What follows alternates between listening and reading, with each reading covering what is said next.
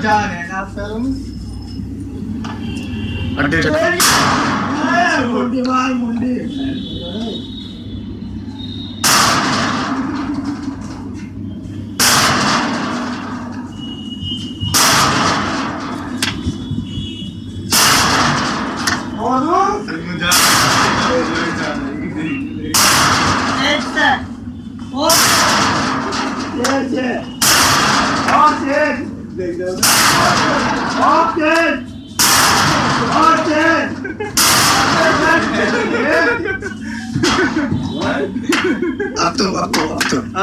Very warm welcome to all of you to Self Selection Board, a one step towards uniform. मेरा नाम है शुभम वाशने और अभी आपने एक वीडियो देखी जिसमें ये इंसान गिर गया।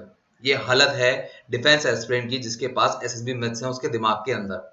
अगर आपको ये अपनी हालत नहीं करनी तो मैं आपसे बात करना चाहूंगा अभी, और वो बात होगी एसआरटी और वैट के बारे में।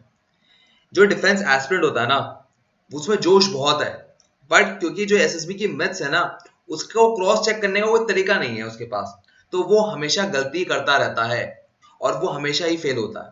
इस मिथ्स को तोड़ना होगा। मुझे आज भी याद है जब मेरा पहला एसएसबी था तो मुझे ये बताया गया था कि जैसे ही आप रेलवे स्टेशन पे पहुंचोगे तो वहां पर आपका एग्जामिनेशन शुरू हो जाएगा। जो जवान आपको लेने आया ना, वहीं से आपका एग्जामिनेशन शुरू हो जाएगा। वो आपको नोटिस कर रहे होंगे, सीसीटीवी कैमरा लगे होंगे, वो आपको ध्यान से देख रहे होंगे। गार्डनर होगा वो आपको ध्यान से देख रहा होगा, आप कैंटीन जाओगे वो आपको ध्यान से देख रहा होगा, सब आपको नोटिस कर रहे होंगे। और ये सब मिथ थी, ये सब झूठ है। आप में से ज्यादातर लोगों ने ये सुना होगा कि एसआरटी में मिनिमम 45 क्वेश्चंस आप करें ही करें और वो क्वालिटी वाले होने चाहिए। अब जरा मेरा एक सवाल आता है, आपने कभी सुना है कि क्वेश्चन पेपर में ये कहा गया हो कि तुम आधा पेपर छोड़िए आना और बाकी करिए आना और तुम्हारे फर्स्ट क्लास से तुम पास हो जाओगे? ऐसा नहीं होता कभी, राइट? अब जब एसआरटी में 60 क्वेश्चन आए हैं तो आपको 60 के 60 करने होंगे और वो भी क्वालिटी के साथ। अब इसका इंपॉर्टेंस बहुत है। अब यहाँ पर इंपॉर्टेंस आती है गर्ल्स के लिए।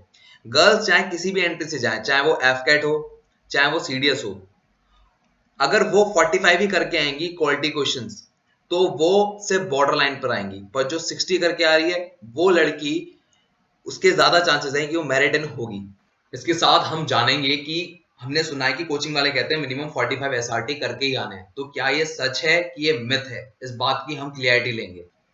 अब यहां से बात आती है बैट की।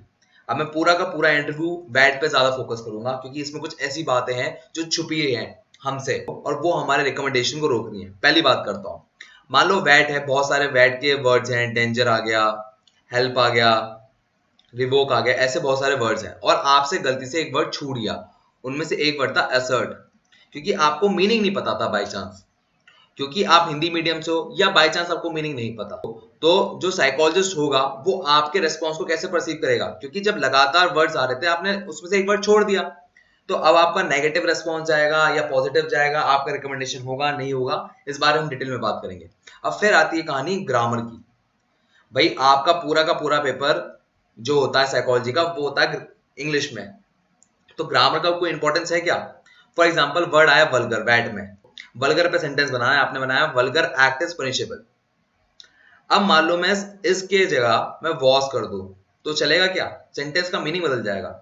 वल्गर एक्ट वॉस पनिशेबल, तो इसका मतलब बैठ गया कि पहले जो वल्गर एक्ट था, अगर कोई रेप कर दे तो पनिशेबल हुआ करता था, तो मीनिंग बदल गया ना आपका।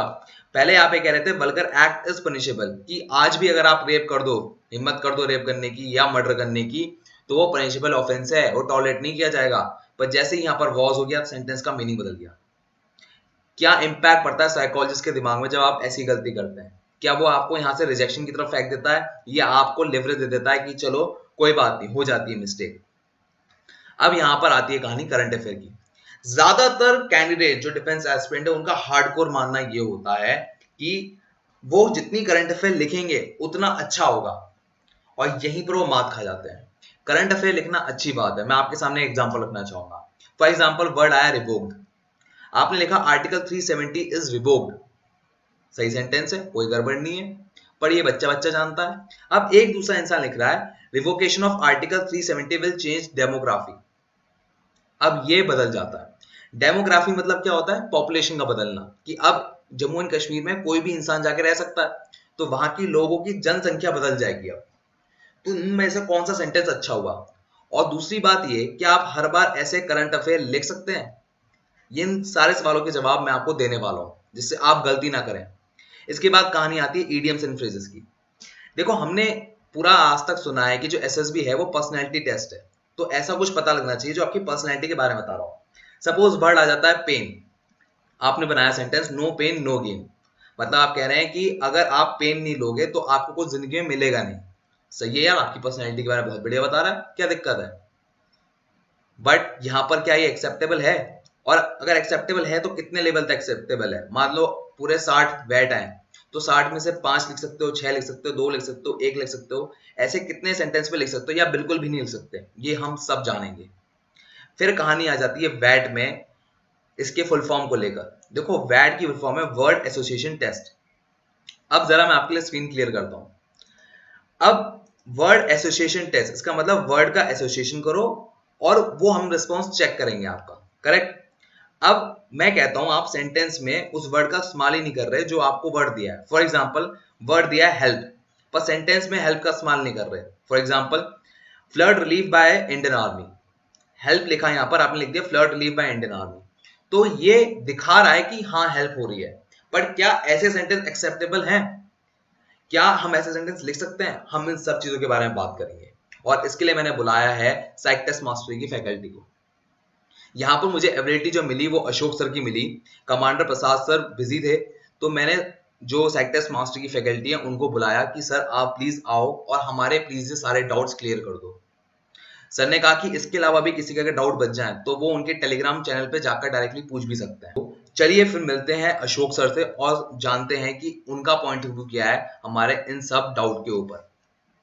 जय हिंद सर। जय हिंद शुभम। सर, आज मैं आपकी नॉलेज बेसिकली एसआरटी और वैट पे लेना चाहूंगा। काफी सारे डाउट्स है मेरे पास हमारे व्यूअर्स के।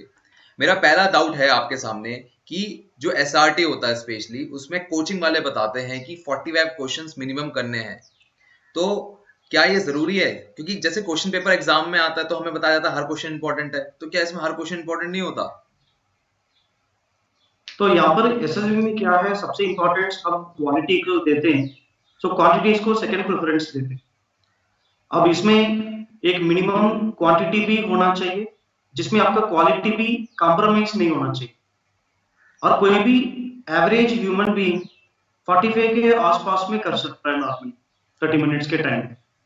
ओके सर, मान लीजिए 2 बच्चे हैं, एक जिसने 60 किया है और क्वालिटी वाले क्वेश्चंस कर रहे हैं, और एक है जिसने 45 करना है, उसने भी क्वालिटी रिस्पॉन्स किए, क्या दोनों में कोई फर्क नहीं होगा? फर्क इसमें आएगा जिस बच्चे ने 60 क्वेश्चंस कंप्लीट किया उनका नंबर ज्यादा मिलेगा। अच्छा, तो उनका फाइनली रिकमेंडेशन में नंबर ज्यादा मिलेगा। सर मैं यहाँ तक आपकी बात समझ गया, बट यहाँ पर मैं एक बात और लाना चाहता हूँ, वो ये है कि सर कि समटाइम्स क्या होता है, ये कहानी बैट में आती है सर, कि आप ना बैट कुछ स्किप कर देते हैं, चाहे वो नेगेटिव वर्ड हो चाहे आपको आया ना हो, तो उसका असेसर पे इम्पैक्ट क्या पड़ता है? ओके, अभी किसी भी एसएसबी में आपका ऐसे डिफिकल्ट वर्ड्स कभी दिए नहीं जाते हैं। अगर आपने एक सिंपल वर्ड को छोड़ दिया, अब वो साइकोलॉजिस्ट ये देखेगा उस वर्ड का पर्टिकुलर पर्पस क्या है। जैसे अगर आपका एक वर्ड नेगेटिव वर्ड है, उसके आपने अवॉइड कर लिया, तो वहां पर साइकोलॉजिस्ट ये लिखेगा ये बंदा स्ट्रेस को अवॉइड कर रहा है, तो इसलिए वो वर्ड को टच नहीं किया। लेकिन कभी बच्चे को ये प्रॉब्लम आता है कि अंग्रेजी में अच्छा नहीं है, वो सिंपल वर्ड उनको कभी याद नहीं रहता है, तो ऐसे चीजें को बच्चे का पीएक्यू से भी हम कंफर्म कर सकते हैं कि ये बंदा कौन सा मीडियम से पढ़ाई करके आया है। ओके सर, मेरा क्वेश्चन इसी पे था सर। जैसे अगर मान लीजिए कॉमन वर्ड है एसर्ट, जो कि एक इंग्लिश मीडियम वाला समझ पा रहा है और हिंदी मीडियम वाला नहीं समझ पा रहा है, तो आप पीआईक्यू को रेफर करते हैं दोबारा वापस, या कोई और तरीका होता है सर? हम बिल्कुल पीएक्यू को रेफर करते हैं, और उसके पहले वैसे अगर उसका अंग्रेजी अच्छा नहीं है वो टीएटी में पता चल जाता। ओके, चलिए यहाँ तक की बात सर मैं समझ रहा हूँ आपकी, बट ग्रामर का इंपॉर्टेंस क्या है सर बैट में? क्योंकि इंग्लिश लिखनी है, अगर आप सही इंग्लिश नहीं लिख पा रहे हैं तो भी बात खराब हो जाएगी। देखो, डब्ल्यूएटी में सिर्फ आपको एक सेंटेंस बनाना है। मैंने अभी तक 99% जितने भी बच्चे का डब्ल्यूएटी पढ़ा है उनका अंग्रेजी अच्छा ही होता है, जो प्रॉब्लम आता है कि जब उनको एक सेंटेंस में छोड़ के एक पूरा पैराग्राफ में लिखना है कि जैसे टीएटी टाइप, वहां पर ग्रामर का प्रॉब्लम ज्यादा। ओके सर, ज्यादा आता है, बट यहाँ पर मैं फिर आपको चैलेंज करना चाहूंगा। मान लीजिए एक वर्ड आया वैट में, वो है वल्गर। अब वल्गर से सेंटेंस बन सकता है vulgar act is punishable, it is absolutely right sentence. But अगर मैं इसमें ग्रामर को बदल दूं, इसकी जगह वॉज कर दूं, तो सेंटेंस का मीनिंग ही खराब बदल गया। वल्गर एक्ट वॉज पनिशेबल, मतलब वो मानता था कि पहले कभी होता था, आज हम वल्गर एक्ट कर सकते हैं, हम कुछ भी गलत कर सकते हैं। तो आपके लिए वो एक्सेप्टेबल हो जाएगा? तो ये वाला आंसर हम बुरा मान नहीं सकते, क्योंकि वो बच्चे का आइडिया क्या है उसका हम इम्पोर्टेंस ज्यादा देते हैं। अगर वो पास्ट टेंस में लिखा या प्रेजेंट टेंस में लिखा, उससे ज्यादा फर्क नहीं पड़ता। ओके सर, यहां तक मैं आपकी बात समझ गया। सर मैं एक बात जानना चाह रहा था, आपकी साइक टेस्ट मास्टर को बहुत लोग ज्वाइन करना चाह रहे हैं, तो अभी तक आप मंथ में सिर्फ 2 बार रजिस्ट्रेशन ओपन करते हो, तो क्या आपने प्लान किया है कि उसे अब 3 बार रजिस्ट्रेशन ओपन करेंगे आप? अब देखो, इसमें हमारा पैसे की ज्यादा नहीं है, लेकिन हम जो भी क्वालिटी सर्विस प्रोवाइड करना, वो क्वालिटी से प्रोवाइड करनी चाहिए। तो ज्यादा लेंगे तो हमारा भी प्रॉब्लम है, ज्यादा पढ़ना पड़ेगा, जितना भी टाइम निकालना।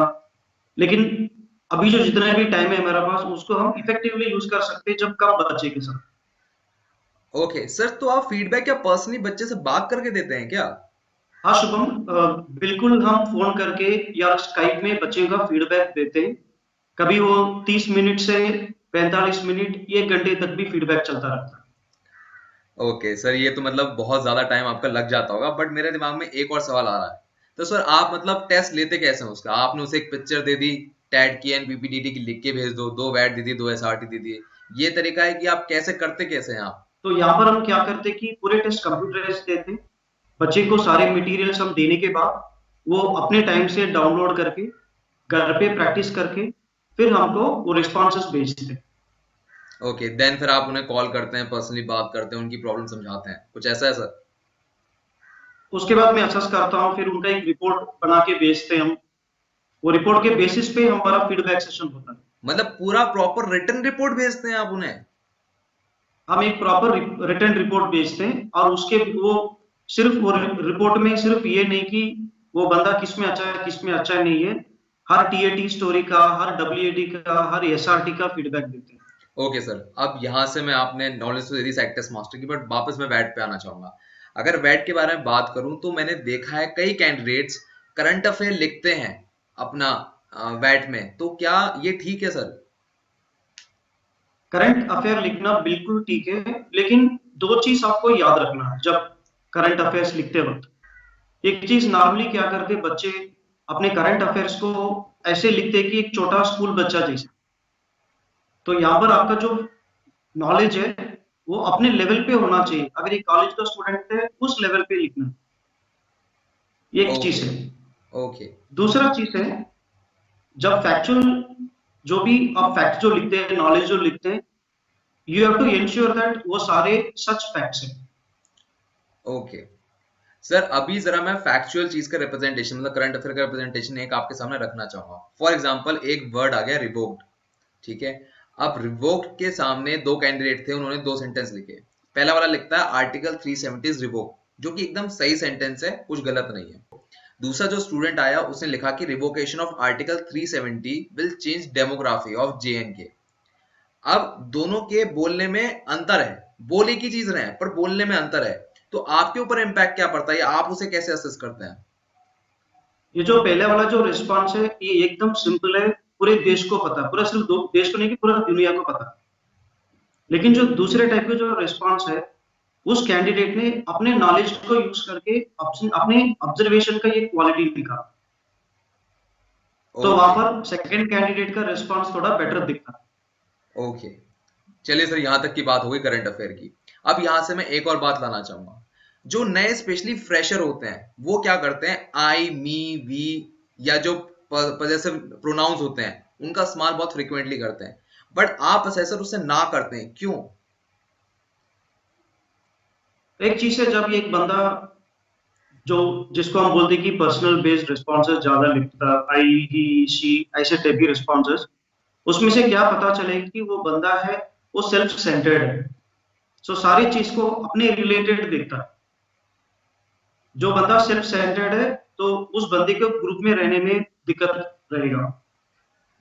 ओके, बट सर यहाँ पर मैं आपके सामने एक क्वेश्चन रखना चाहूंगा। सपोज वर्ड आ गया मदर और किसी ने बना दिया I love my mother. So sir हम इसे एक सेल्फ सेंटर्ड इंसान कैसे कह सकते हैं? हर इंसान अपनी माँ से प्यार करता है और उसमें कुछ गलत तो है नहीं सर। तो अब बताओ, if you love your mother, इसमें आपका कौन सा क्वालिटी निकलता है? सर आपने बोला था कि एवरीवन लव हिज और हर मदर, तो जी। इसमें कौन सी बड़ी बात है? आपका ओके बात तो बहुत छोटी भी हो गई ना। ओके ओके, मैं आपकी अब बात दूसरा समझ चीज है, जी। यहाँ पर ये इमोशनल टाइप बन गया। ओके ओके, तो मतलब जो भी हम लिखें वो ऐसा लिखें जिससे पर्सनैलिटी कुछ ना कुछ बाहर आ रही हो। ओके सर, यहाँ तक मैं आपकी बात समझ गया। अब मेरे पास एक और सवाल ये है बैठ के रिगार्डिंग, वो ये है कि जो इडियम्स एंड फ्रेजेस हैं सर, उसका इस्तेमाल करने से मना करा जाता है बैट में। अब मैं आपके सामने दो वर्ड रखता हूँ, पहला है पेन, दूसरा है मेडिसिन। पेन के आगे एक लड़के ने लिखा नो पेन नो गेन, जो कि एक दुनिया का सच है और अगर उसकी पर्सनैलिटी का पार्ट है तो बहुत अच्छी बात है। दूसरा है medicine, laughter is the best medicine. अगर इंसान इस सेंटेंस में बिलीव करता है कि अगर मैं सामने वाले को हंसाता हूं तो उसकी तबीयत ज्यादा अच्छी रहेगी और मैं भी खुद तंदुरुस्त रहूंगा, तो दोनों ही एक पर्सनैलिटी का बहुत अच्छा ट्रेट है, बट आप इसे मना कर रहे हैं। हम इसको बिल्कुल मना नहीं कर रहे, लेकिन ऐसे टाइप के रिस्पॉन्सेस आपको ज्यादा नहीं लिखना चाहिए। अगर पूरा आपका पीडीएम प्रेसिशन इडियम्स रहता है तो इसमें आपका जो ओरिजिनलिटी कहाँ से निकलेगा? ओके ओके सर, यहाँ तक की बात हो गई। अब जरा एक बहुत ही इंपॉर्टेंट क्वेश्चन पूछना चाहूंगा और वो मेरा आखिरी क्वेश्चन होगा इस पूरे इंटरव्यू का। वो सवाल ये है सर कि कई लोग उस वर्ड का यूज नहीं करते। जरा मैं वैट की अगर फुल फॉर्म बोलूं तो वैट की फुल फॉर्म है वर्ड एसोसिएशन टेस्ट। आप वर्ड को एसोसिएट कैसे कर रहे हैं? अब एक कैंडिडेट है, उसने लिखा है वर्ड आया हेल्प, स्क्रीन पे फ्लैश होता है और वो लिखता है flood relief by Indian army. तो वो तो खाली उसका इमोशन अटैच कर रहा है, वर्ड को तो उसने अटैच किया ही नहीं। तो क्या इस तरह के रेस्पॉन्स एक्सेप्टेबल हैं साइकोलॉजिस्ट के द्वारा? ऐसे टाइप के रिस्पॉन्सेस बिल्कुल एक्सेप्टेबल है, क्योंकि आपके जो इंस्ट्रक्शन में ये बोले जाते हैं कि यू मे और may not use the word shown in the sentence. तो इसका मतलब क्या है? उस वर्ड को आप डायरेक्टली भी यूज कर सकते हैं और इनडायरेक्टली भी आप बोल सकते हैं। ओके, बट सर यहाँ पर मैं एक और आपके सामने चैलेंज लाना चाहूंगा। आपने कहा कि आप वर्ड को यूज भी कर सकते हैं या उसे एसोसिएट भी कर सकते हैं, तो यहाँ पर वर्ड है हेल्प अगेन। दूसरा कैंडिडेट क्या लिखता है? हेल्प के सामने ओल्ड एज सेंटर। अब देखिए वहां पर वापस ने इमोशन ही अटैच किया है, तो क्या आप इस बार इसको एक्सेप्ट करेंगे? इसको भी एक्सेप्ट करेंगे हम, लेकिन ये सारे एवरेज लेवल रिस्पॉन्सेस हैं।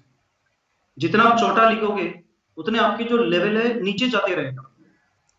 ओके, बट सर फिर यहाँ तो चैलेंज ये भी आ जाता है ना कि आपको 15 सेकंड में लिखना है, तो आप ज्यादा लंबे सेंटेंस तो फिर भी लिख सकते हैं। तो आप किस लेवल का सेंटेंस डिमांड कर रहे हैं कि यार इस लेवल का हो?